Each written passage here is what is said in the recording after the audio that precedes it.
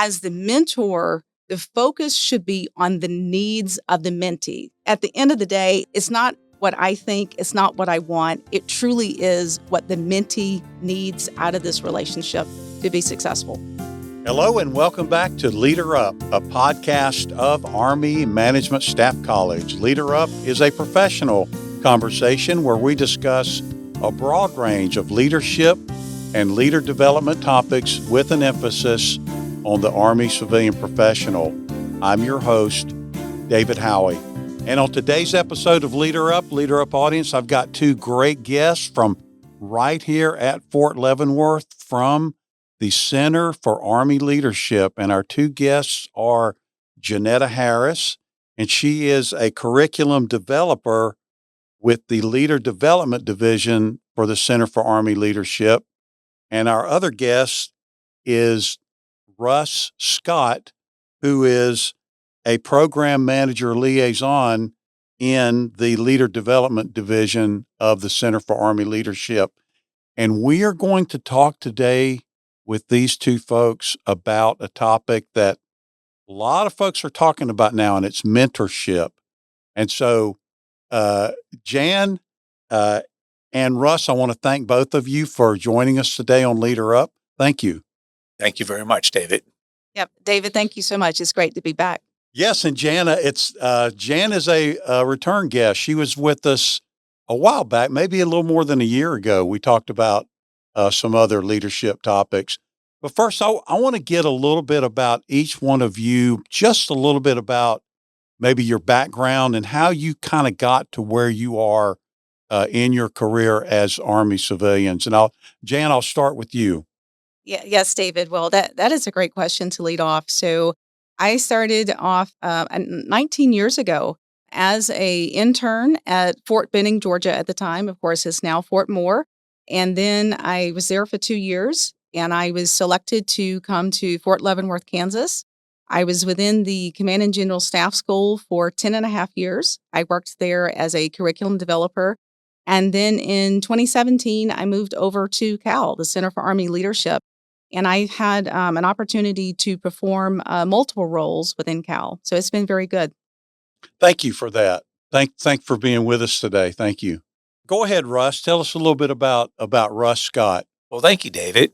I come from an active duty background, so I enlisted in the Marine Corps back in 1978, and I went through a commissioning program in 1985, and I retired as an active duty Marine Lieutenant Colonel infantry in 2010.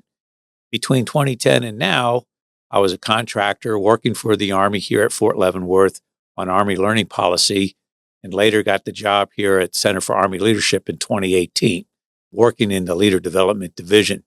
So this has been an exciting journey for me.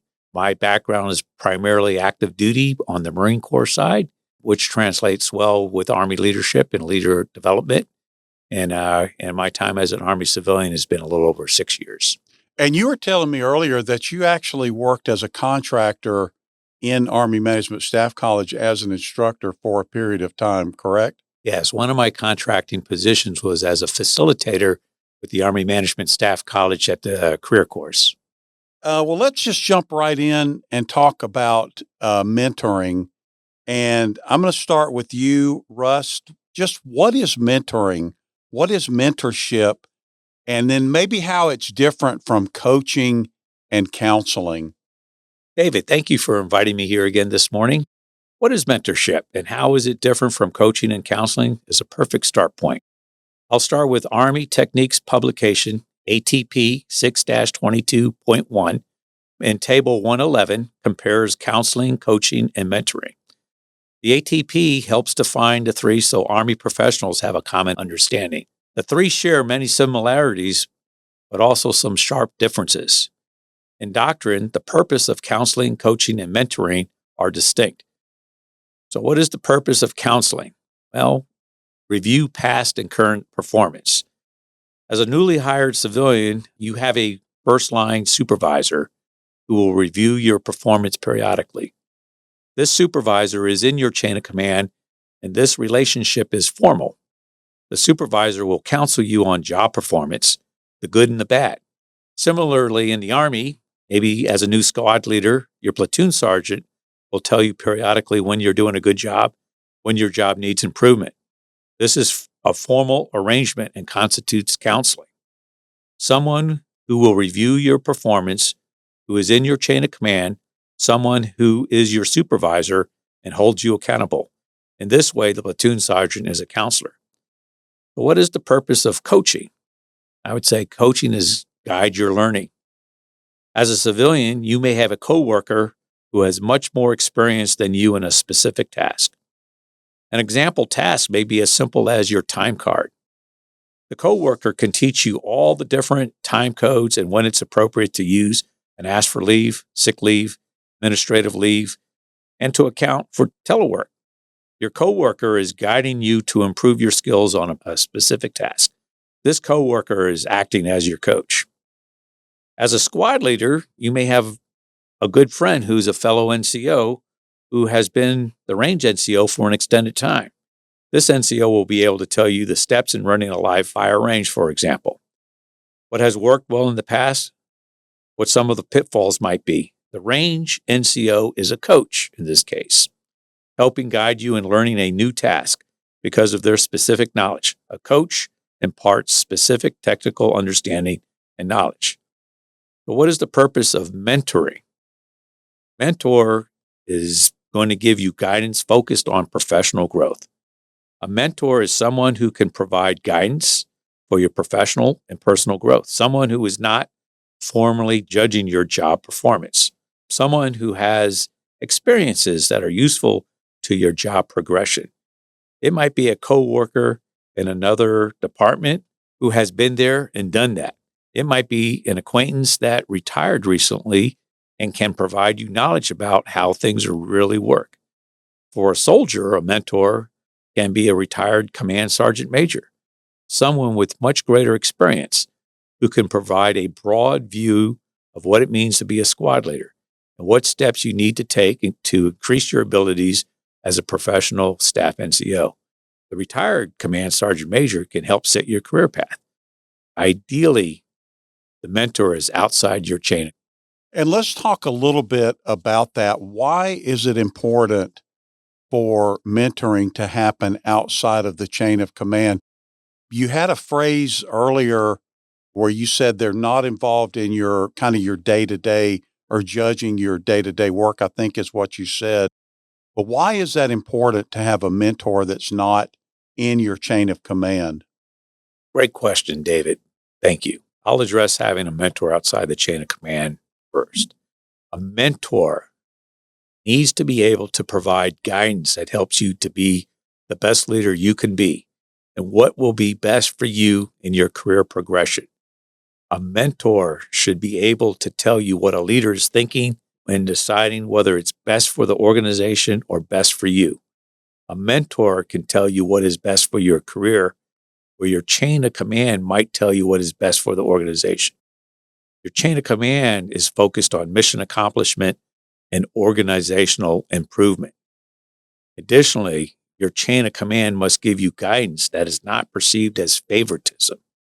A mentor can give you advice on what is best for the Army and for you, not necessarily your current organization. A leader in your chain of command must not show favoritism, but your mentor should have your best interest in mind. A leader in the chain of command balances what is in your interest, what is in the best interest of the organization. A mentor is balancing what is good for you and for the larger Army. Therefore, a subordinate should avoid asking a superior in their chain of command to be a mentor because you don't want any appearance of favoritism. What you're saying is if I'm mentoring someone and I am in that chain of command, others might perceive that I'm giving them favoritism or something like that. So that's one of the challenges. That is a challenge. And so your chain of command balances mission accomplishment with organizational improvement. And they may be looking for you to fill a position that will improve the organization, but not necessarily might be best for you in your job progression as you move forward in your career. A mentor can look at the bigger picture, understanding that you have accomplished whatever it is that you've been asked to do within an organization. And it may be able to guide you to move outside of your organization into a progression that was better for you and also will help the Army in a bigger picture, not just narrow picture that the chain of command might be looking at. And then we also have, Russ, this kind of delineation that people talk about regarding formal mentoring programs, which are popping up a lot. I'm seeing now formal mentorship programs versus mentoring relationships that kind of happen organically, that kind of happen through personal relationships. And what's the Army's view on those two differences? Yes, formal mentoring programs typically will vet individuals. So an organization will set up a formal mentoring program. They'll want to know that the mentor and the mentee, meaning the managers of those programs, may check the person's background, rank, status, years of service, etc., to ensure that they're a capable mentor and that the mentees are serious about what they're doing. Managers do this because we want to ensure people who they say they are and everything is above board. It is important to note that for mentoring programs, the set criteria for mentors and mentees are nested with the requirements and the overarching goals of those programs. Let's switch to informal mentoring. With informal mentoring, two individuals meet and establish a connection with one another. For example, they may work together and one person recognizes that they can learn a lot from the other person. Informal mentoring relationships occur more organically. What I mean by that is you will see a gradual, steady growth between the two. There is a gradual, steady leader development. The mentoring relationship will deepen and build over time. I don't think this comes as a surprise to us. So much of leader development comes down to how we establish rapport, build connection with one another, build relationships, and then maintain those relationships over time. And Jan, I want to bring you in and I want to talk about maybe how someone starts a mentoring relationship or how they reach out to others to find out about mentoring, especially when they're new in an organization. Yes, David, thank you for that question. That's a great question. And I think all of us can relate to that because all of us have been new at some point. We've been new to a job or new to a particular role or assignment. I think most people will typically will ask their supervisor, their rater, or perhaps their senior rater, and the supervisor or rater will then point that individual in the right direction and let them know about the information and the resources available. I know a large portion of our audience today are Army civilians. Army civilians have the opportunity to explore their respective career fields, and there is a plethora of information available through the organization called ACMA, which stands for the Army Civilian Career Management Activity. And I would encourage our listeners today to visit their website to find out more information about the career fields that are available. Some considerations, as my colleague, Mr. Russ Scott, mentioned, for a mentor may include things such as age or maturity, rank or status, of years of service or years on the job, the person's background, and of course, overall success. And the career fields, that is a great place to start because a lot of the career fields, mine included, are starting these formal mentoring programs now. So yeah, I think that'd be a great place to start. Absolutely. And again, I would encourage our listeners to visit the website for ACMA and to find out the information and the resources available there. Yeah, we'll post that website. That's posted along with the show notes for this episode, the website for ACMA. And so, Russ, I want to come back to you and talk about, say, the responsibilities. If I'm going to mentor someone, there are things that I have to do. And if I'm asking to be mentored, same thing, I've got responsibilities. So, what are the responsibilities that the mentor and the mentee have to make that relationship work? Yes, David, this is important to discuss. So, both the mentor and the mentee have big responsibilities, and they basically break down to 5 different things: respect, trust, realistic expectations and self-perception, communication, and time. And I'll talk about each of these a little bit. So respect. The mentee must appreciate the mentor's experience and wisdom, must consider advice and guidance, and then act. Having this relationship and not acting isn't going to do anybody any good. The mentor must recognize some desirable attributes within the mentee. Provide candid feedback about perceived strengths and developmental needs. And this is difficult, but that is a responsibility that the mentor and the mentee both should have. Trust. Both individuals work to build trust.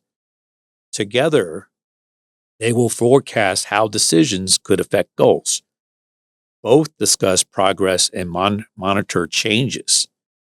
Must be truthful in your communications. Also, the other key thing here is that both need to express enthusiasm for the relationship. Let's talk about realistic expectations and self-perceptions. Mentees must evaluate their motivations and have a willingness to accept feedback. Feedback can be difficult to receive and difficult to give, but feedback will help with self-perceptions and permit growth. Mentors need to encourage and motivate mentees.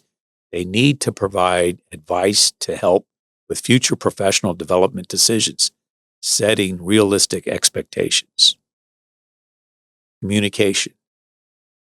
Mentees must listen and consider options through periodic check-ins, through email, phone calls, etc. Mentors must be a confidant, must be a counselor from time to time, must guide and advise to help the mentee problem solve, discuss progress, monitor changes. Again, truthful dialogue, integrity, and trust are keys in this communication. Time. Mentees must make a commitment to the relationship to meet periodically and set aside time. This is a process that requires time to mature and develop. Seek the mentor's advice when needed. Take the initiative. Reach out when it makes sense. Mentors need to schedule and control interruptions during these meetings. And so if either party feels like they're being ghosted, we probably need to go back and relook that relationship. If they're not talking to each other or if they're avoiding each other, that's probably not a healthy mentoring relationship. Both the mentee and the mentor need to be committed to this relationship. And it is a relationship, and it's built on trust. And it's also can lead to friendship over time, but both have an active role to play. And if either one is not doing their role properly, that's probably time to consider a different relationship or a different mentor-mentee. And Jan, tell me about, if I am a mentor, if I'm going to mentor someone, what are some things that I can do to make the relationship work better, to make it productive for that person that I'm mentoring? Yes, David, thank you for the question. That is great. And I'd like to offer a few tips, if I may. So first and foremost, you must set and maintain those healthy professional boundaries. And this goes back to the expectations and the communications that my colleague Russ had mentioned just a moment ago. I often like to say that we must set expectations early and often because that will alleviate a lot of confusion and frustration later on. A second point pertains to your approach. Yes, you want to be approachable, you want to be accessible to that individual. However, you cannot be too forceful with your approach because, after all, you cannot force your advice or guidance on anyone. A key lesson about mentorship is that mentorship is a voluntary agreement or voluntary relationship. And I think it's helpful not to lose sight of that. Likewise, you should not be overwhelming with the amount of information you want to share. I like to say that bite size is best, meaning perhaps select one issue at a time, depending upon the severity or the challenging nature of the issue, and give the mentee time to think. Give that person time to reflect. And as the mentor, be sure to listen and hear what that person has to say. so that you can develop a better understanding of what the person is going through and hear them about their concerns, their fears or angst, and their overall goals.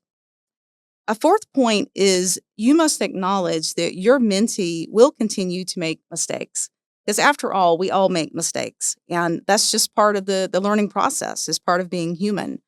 As the mentor, you can help the mentee to learn where they went wrong and help that person get back on track and help them kind of refocus on their goals. A final point I'd like to mention pertains to personal investment. As a mentor, you are personally invested in the relationship, and yet you cannot take things so seriously. When you care more than the other person does, perhaps you need to step back, reflect, and recalibrate. When you find yourself in this situation where you care more about a topic, an issue, or an outcome more so than the other person, that really puts you in a situation where I jokingly say you have to do some soul searching, if you will, because this is a hard question to wrestle with. And a lot of mentors struggle with this when they find themselves in this type of situation. I think we have to remind ourselves that the mentee is the one who chooses the path and the amount of effort that he or she is willing to put forth. And we have to be mindful of the mentee's drive and level of motivation to get better. And as you gain experience as a mentor, you will be able to judge each person on their own merit. And I'll close this question by saying that it truly is the difficult cases are the ones that teach you the most. Right. And so if I'm mentoring someone and they're not doing what I suggest or they're not responding, it really has to come down to what they need, not what I think they need. That's a hard thing to balance, is it not? Because you've asked me for advice about your career and I'm giving it to you, but you don't seem like you're taking it. If the person who's being mentored responds a certain way, it really comes down to what the mentee needs out of the relationship as to whether or not it's effective. Absolutely, David. And you said that perfectly. And there's so many different tenets that come into that situation because I think first and foremost, clearly there's some ego involved because we all have ego, whether we want to admit it or not. So when you find yourself in that situation, your ego may initially get a little bit bruised. And there may be a level of frustration as you described, like, why isn't this person listening to me? I'm trying to help them. But I think what you said really captures the essence of the relationship, which is as the mentor, the focus should be on the needs of the mentee. Because Right. at the end of the day, it's not what I think, it's not what I want. It truly is what the mentee needs out of this relationship to be successful. And how would I know if I am a mentor, what might be some things that I would look for in the relationship that would tell me that maybe I've gone too far or I am trying to communicate with them too often? Absolutely. And I love this question. Let's dig in. I think first and foremost, your mentor is not there to fix you. Your mentor is not all knowing, and there is no guaranteed success. However, your mentor can help you define success and can help you develop plans of action.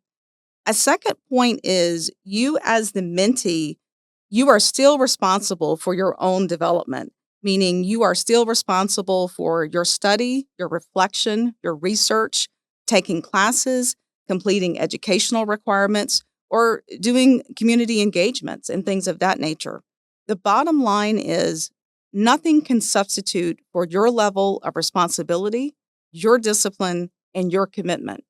As a critical thinker, you must verify the information that you've been given because perhaps some of the data applies to you, but some of it may not. A third point to keep in mind is your mentor can be a sounding board. However, they are not your psychiatrist. They're not a medical professional or doctor. They're not a religious professional like a priest, rabbi, or an imam. So you must be cognizant of what you are asking of them. Are you being fair to them? And that is a hard question, but it's one to keep in mind as you go throughout the mentoring relationship. Our fourth point is you may outgrow your mentor. Your current mentor may help you reach a certain level, but you may need another mentor if you are seeking something more challenging or perhaps on a different path. And that's okay because these situations actually arise quite frequently. A good mentor will help you with the transition because they want what is best for you. And a fifth and final point I'd like to make is many young adults, or for many people who are just starting out on their career, maybe with a new job, new assignment, whatnot, often don't know what success looks like or how to achieve it. And they try to emulate others who appear to have it right. I want to highlight that developing your own way of leading, it takes time and it takes maturity. And your leadership style is a reflection of your own identity. So give yourself time to grow, give yourself some grace. A good mentor brings out the most in the mentee. Like, it's not just, I'm going to make you into what I am. They help that person become the best version of themselves that they can be. That is absolutely right. In fact, many times, we have this impression that a mentoring relationship is always good. And it should always be good, but it's not. There's going to be points of friction, and meaning where the mentor and the mentee may not always agree with one another. And that's okay because through those crucial conversations, the mentor can push the mentee out of their comfort zone and can ask that person to think about things that perhaps maybe they didn't think about before. But it's also, it's kind of unfair for me as a mentee to say, well, why didn't you apply for that job? Well, my mentor told me I shouldn't, so I didn't. Because it really has to be that person's choice. So saying my mentor told me not to, that doesn't cut it, because we're responsible for the choices that we make as people who are mentored. Absolutely. That is so well said, David. You're absolutely right. At the end of the day, the mentee always has responsibility and accountability for his or her own actions. As the mentor, you're there to provide advice, to provide that guidance, but the mentee has the last word, so to speak. They ultimately will make the final decision as to what they decide to do. I just realized this. A mentor really has to tread lightly in terms of telling the mentor things about their current work environment, because I think it's easy when you've gone through something and you've had a decades long set of experiences to say, oh, this is easy. You just go in and do this, that, and the other thing. But sometimes it's not that easy, because the way things were when I was growing up aren't the way things are now. And so each person, I'm coming back to this, the ownership is on the mentee to make the decision, not to just do what the mentor tells them to do. That is so correct. We expect all of our Army leaders, military as well as civilians, we expect our Army leaders to be critical thinkers. We expect them to be lifelong learners. And absolutely, that person will have to go through a lot of data, a lot of information, but they will have to make a decision and they will have to hold themselves accountable to the decision that they have made. And they have to go back to the mentor and say, I know you recommended this. I know you feel strongly about this, but I've decided something else. It's my career, and this is the decision that I've made. And that doesn't necessarily end that relationship when that happens. It's okay for the mentor to say, I'm recommending this, and the mentee to say, I got it. I understand all your reasons, but I'm making another choice.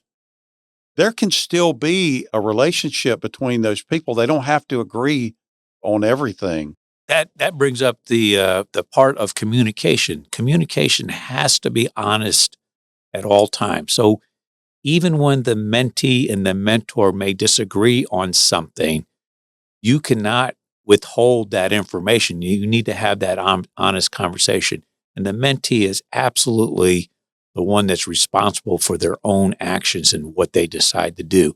And it's also that trust issue where you listen to your mentor and you take on their advice, But the situation is unique to yourself. It's not the same situation that your mentor has been through.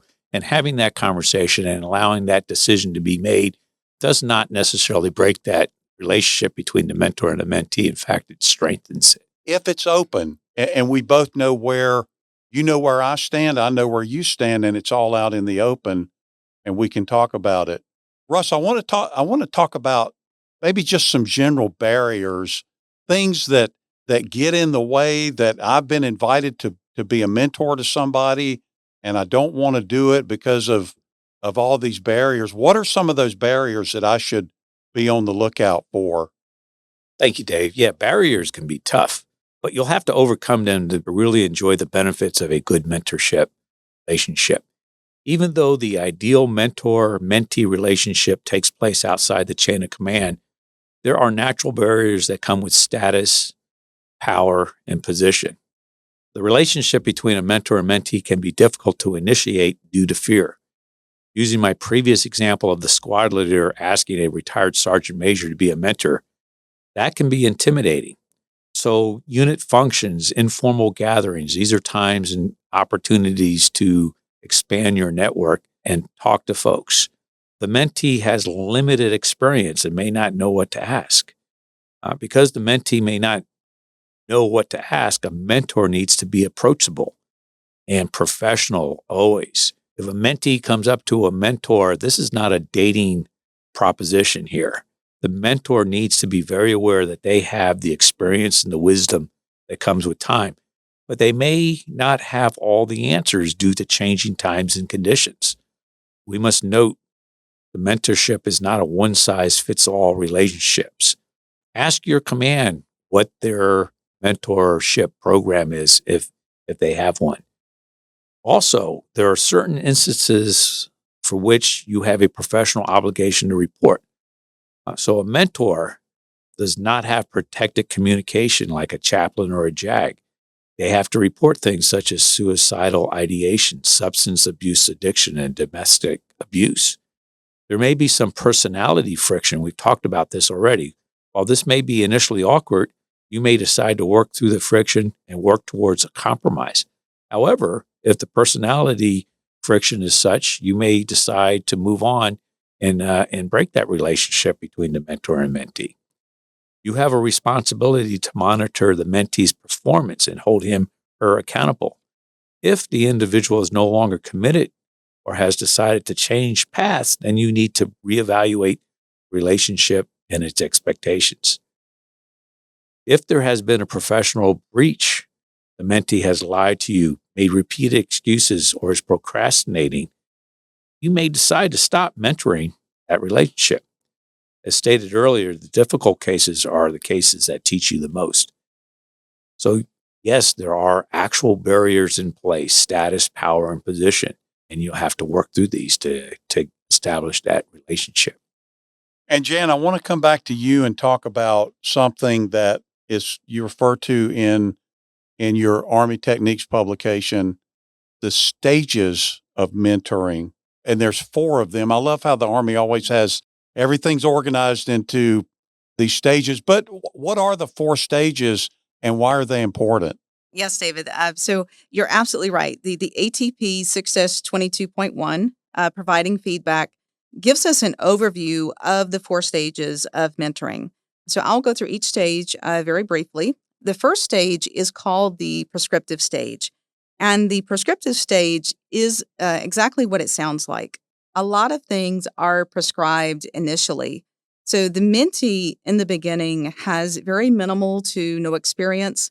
The person exhibits a lot of dependence. The person may ask for a lot of detailed guidance because the individual just doesn't know.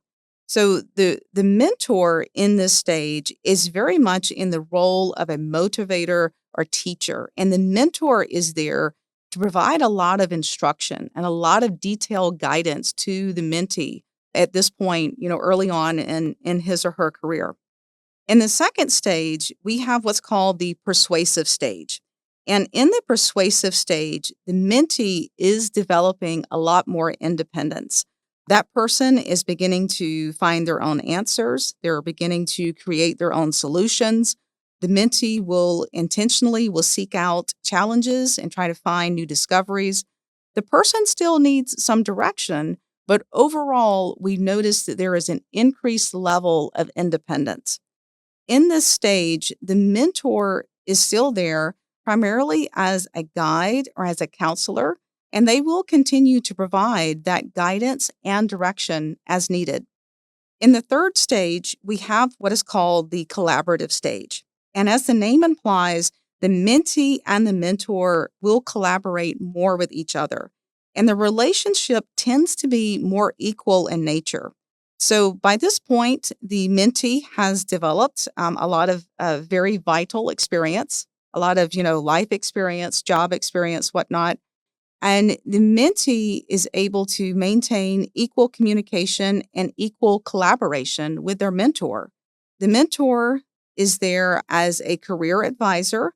Also, they may perform a role as a role model. And they're really there to help the mentee. If the mentee gets stuck or if they get stumped by something, then they can kind of come in and provide that example and act like a role model to help the person get unstuck, if you will. And in the fourth and final stage, we have what is called the confirmative stage. And at this point, we see where the mentee has grown and developed. And by this point, the person is recognized as an expert or as a professional. The person has a plethora of experience. They've mastered the professional requirements of their job or their duties, and they're able to provide consultation with other Army leaders. The mentor is still there. And by this point in the relationship, the mentor is performing the role as an advisor or as a sounding board or listener. And I really want to emphasize that point as a listener or as a sounding board, because I think so very often is overlooked. The mentor can help you see things differently, and they can help you think of options that perhaps you may have overlooked. And that can be crucial. That could potentially be a turning point in your career. We've talked about barriers. We've talked about different types of mentoring, but I want to talk about the benefits. The Army is putting a lot of resources into mentoring now. It's what it looks like to me. Russ, what are some of the benefits for the individual, the mentee, the mentor, and the organization? Thank you, Dave. Yes, the Army does expend a lot of resources into the mentorship program because it is beneficial. It's truly a win-win-win. So for a mentor, if you have established yourself as someone who is a good mentor and you're working with high-performing folks, guess what? More high-performing folks are going to be gravitated towards you. That's a benefit. Working with mentees also provides you general organizational data, feedback, and fresh ideas. We all get a little stale as we get older and move up the chain, and we lose touch with what's happening down at the ground truth. This is an opportunity to deal with folks that are starting their careers, starting the profession, and you have a better feel for what's actually taking place. You have personal satisfaction. It's personally satisfying to take on a young professional and see them grow into the best person they could possibly be. It also helps you sharpen your own personal management leadership styles and challenges you in how you guide that mentee. If you're part of a formal program, it also helps you have networking opportunities with other mentors and how they're doing their job with their mentees. This is a personal growth for you as a mentor. For mentees, increase self-awareness through candid feedback. I can't emphasize that enough. We all have our blind spots. We know what we think are our strengths. We know what we think are our weaknesses. But when you have somebody outside giving you their candid feedback to what it is that you're doing, it may open your eyes. It will help you become more self-aware. Confidence and encouragement to grow beyond usual expectation. This, as a mentee, you don't know what you don't know. You may feel inexperienced and not sure of yourself. Having a mentor guide you will increase your confidence and encourage you to grow, even in directions that you didn't expect. Having a role model, a trusted advisor, that's That's extremely important. As a mentee, having someone that you can reach out to and trust, that's huge. That's huge. It also allows you to gain a better understanding of the Army quicker and what the next steps that you may want to take for your career progression. These are things that you may not know intuitively, but a mentor can help point them out to you. Gaining visibility through opportunities to try advanced tasks and demonstrate expanded capabilities. When you reach out and you give the initiative and ask somebody with more experience what it is that you should do to prove yourself to be a better professional, this will gain you visibility. You'll be surprised. It's a wonderful benefit. Also, across the Army, one of the things that Center for Army Leadership does is we do an evaluation or a study across Army leadership. We've been doing this for over 20 years. One of the big positives is, what is the thing that you have gained the most from growing as a leader? Those folks that have had a mentor always state that's the number one thing that they've had. And so this relationship has great possibilities and benefits to the mentee. As far as the Army overall, it's a win for the Army too, because what happens is that you grow your professional force. They have increased commitment, and retention remains higher. You'll see improved in performance. And organizations that have a good mentorship program, increased performance is something that happens across the organization. Development happens quicker.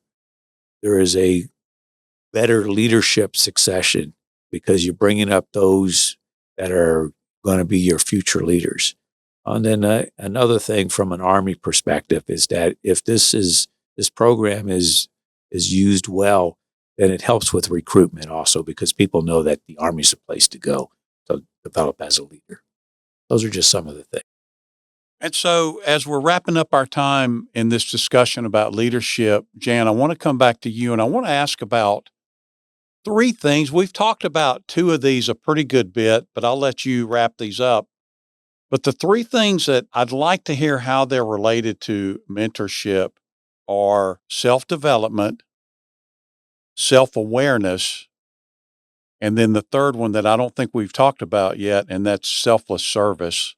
And so just how those three things are related to and support good mentoring. Absolutely, David. So I would like to address this question from both perspectives, both the mentor and the mentee.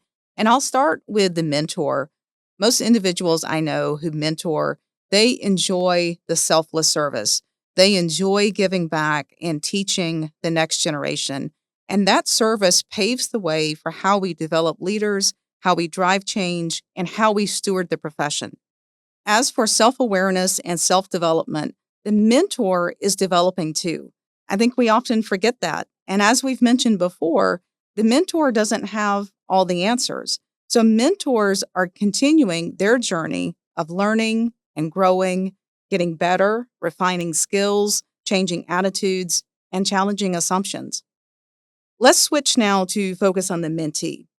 Developing more self-awareness and maintaining self-accountability are paramount. You must take the relationship seriously and be honest with yourself and your mentor.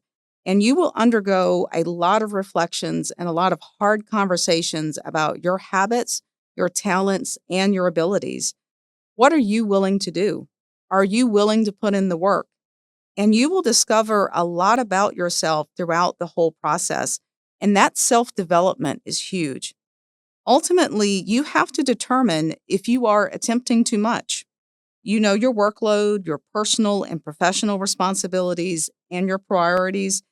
If you are feeling overwhelmed or if there is a conflict with your other priorities, you may need to step away or take a break. And that doesn't mean that you're quitting. Life happens, as we say. And you may need to refocus your energy on other obligations at the present moment. I think it's important to keep in mind that relationships are seldom stagnant for very long, and personal and professional requirements will change as the mentoring relationship evolves. And so, Janetta Harris and Russ Scott, I want to thank both of you for coming in today and being guests on Leader Up and talking about this really important topic about mentorship. So thank you both for joining us today. Absolutely, David. It's always a pleasure to come and talk to you, and we're just grateful to have the opportunity to be here. Yeah, this has been a wonderful opportunity for me to come here and talk, and thank you for inviting me. You're welcome. We love to have Center for Army Leadership come over and talk. We are all about leadership and leader development. And so thank you, both of you, for your time. Leader Up audience out there, what did you hear today about mentorship that is kind of rattling around in your brain after listening to this podcast? Do you have a mentor? Do you need to get a mentor? Does your career field or your functional community have a mentorship program? Are you willing to sign up for that? Or are you willing to sign up to be a mentor, to mentor someone else, make the rest of the Army a little bit better? So think about those things. Please subscribe to our YouTube page and join us again next time for another edition of Leader Up. As always, if you have any questions or feedback or would like to learn more about our podcast, please check the description for our email and for our website. Thanks for listening.